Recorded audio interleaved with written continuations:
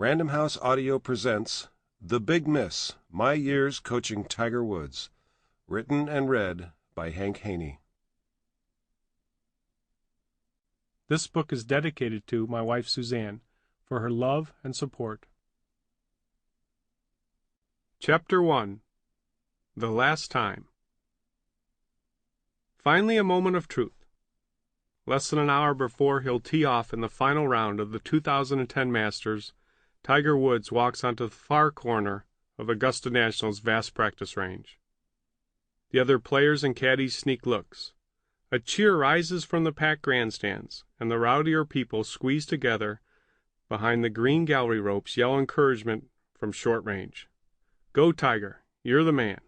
He might be disgraced, he might be a punchline, but he's still iconic. As he puts on his glove, the force of the collective gaze that always makes me uncomfortable when I'm walking with Tiger at a major championship is more penetrating. He's become more than just the greatest player alive. He's a human being who's fallen faster than anyone in history. The haters, the sympathizers, the commentators, everyone wants to see what it's done to him. So do I. Yes, he's been different since returning from an addiction treatment facility 6 weeks ago. More subdued, possibly shell-shocked, but I'm waiting to judge whether he's changed as a golfer. Tiger has always been able to go to a special place mentally in the majors, and I'm eager to find out if he still can. Will he still be Tiger Woods? Passing golf's excruciating Sunday test has always been what he does best, but this one feels most like a reckoning. Tiger is in third place, 4 strokes behind Lee Westwood and 3 behind Phil Mickelson. Without saying so, he said very little about anything all week. He knows that a good round today will gain him respect, and it's in the air that a victory would be even bigger than the 2008 U.S. Open at Torrey Pines, when he won on a broken leg. Finishing on top here might legitimately be judged the most dramatic win in golf history. It would mean redemption, a goal that suddenly seems more important than surpassing Jack Nicklaus's record of 18 major championships. Now it's go time. Tiger's Sunday warm-ups are traditionally works of art, especially when he's in contention. After 3 competitive rounds, he's usually distilled what is working to its essence, and using a mix of adrenaline and focus, he can go through the whole bag without missing a shot. Despite having watched Tiger hit thousands of balls, I still feel that thrill that comes with seeing him with full command at close quarters. His swing begins with serene poise at address, continues with a smooth gathering of power, and then, with the coordinated explosion that announces a supreme athlete, uncoils in a marriage of speed and control, the ball seemingly collected more than hit by the club face. As he relaxes into his balanced finish, the look Tiger gets on his face as he watches the ball is more peaceful than at any other moment. But something is wrong. After a few balls, I can see Tiger is strangely detached. He's taking too little time between swings, barely watching where the balls go, sometimes even taking one hand off the club before completing his follow-through. The flush yet cracking sound of his impact that for years has announced his superiority over other players isn't quite the same. He's having a terrible warm-up, almost as if he's not really trying. Other than a few quick grimaces of disgust, his face remains eerily stoic. I'm about 10 feet away, standing behind him along his target line, checking to see if his club shaft is on plane, marking his head movement, assessing the ball flight, weighing whether to say something or to continue to stay quiet. It's what I've done as his coach during countless practice sessions over the past 6 years, but he's acting as if I'm not there.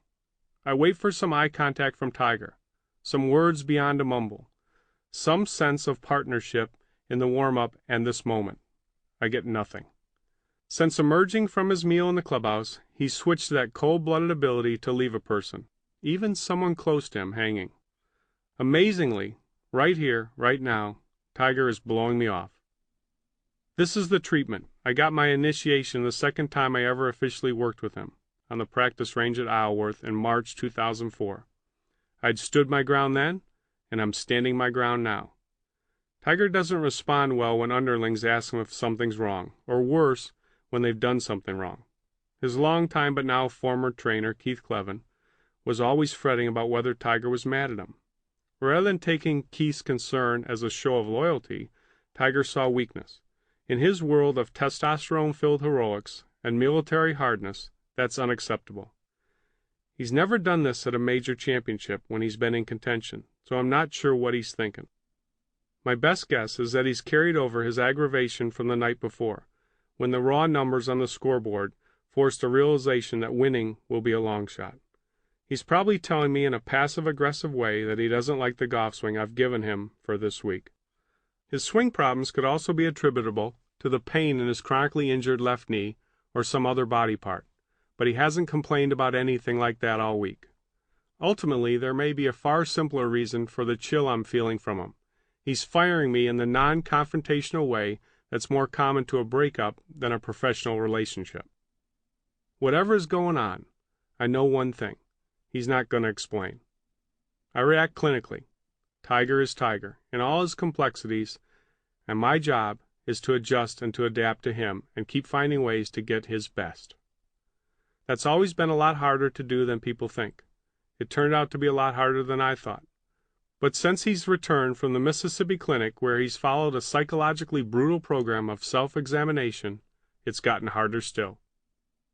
He's playing in this Masters after his most rushed, most erratic, and poorest preparation for a major championship ever. 5 days before the first round, his game was so ragged it forced me to suggest a limited swing that cost him distance and shot-making versatility, but kept his misses playable. It's been a theme of my work with Tiger for much of our time together. Although it's commonly thought that Tiger plays go-for-broke golf and tries the most difficult shots with no fear, it's a false image. Tiger is above all a calculating golfer who plays percentages and makes sure to err on the safe side. What he abhors, and has built his career on avoiding, are the kinds of mistakes that produce bogeys or worse and kill momentum and confidence, wild tee shots that produce penalty strokes, loose approaches that leave no chance to save par, blown short putts. These blunders are the stuff of high scores, and after such a round, a tour player or caddy will often lament the big miss. Avoiding the big miss was a part of what made Ben Hogan and Jack Nicklaus great, and it's a style that Tiger has emulated. Until recently, his entire life seemed free of the big miss. But things change. It's why the game Tiger has brought to Augusta has been less powerful, less versatile, and less likely to shoot low numbers than his A game. But it's fulfilled its purpose by producing consistent scores of 68, 70, and 70 to stay in contention. Now Tiger knows that he'll almost certainly need something in the mid-60s to have a chance to win, and I'm getting the sense he's unhappy that the style of play we've prepared is going to lack the kind of firepower such a round usually requires. He's also aware that he's never come from behind on a Sunday to win any of his 14 major championships. In his current state, the odds are against his making that breakthrough, and it's not helping his mood. I have the feeling that Tiger is most aggravated that he's spotting 3 strokes to Mickelson. Tiger has always had a chilly relationship with Phil. Some of it is personality, but most of it is that Mickelson possesses the kind of talent that has made him a legitimate threat to Tiger's supremacy. Phil's popularity with the fans and gentle treatment from the media adds to Tiger's annoyance. For years, Tiger reveled in the idea that Mickelson had trouble playing in his presence. But Phil has adjusted, and in recent years, he's outplayed Tiger down the stretch in several tournaments. His increased confidence against Tiger, along with the positive energy of the gallery, has flipped the psychological advantage in their matchup in his favor. Phil has won 2 of the last 6 Masters, both victories coming on the lengthened and narrowed Augusta course that has given Tiger, who won 3 of his 4 on the earlier design, trouble. I sense that Tiger has begun to press against Mickelson, making today's mountain that much higher. Then again, at this Masters, Tiger has already accomplished a great deal. In the first tournament he's played in 5 months, a period in which he suffered public humiliation, the painful, regimented program designed to look into a psyche he never before questioned, The ordeal of his televised February 19th public... Sample complete. Ready to continue?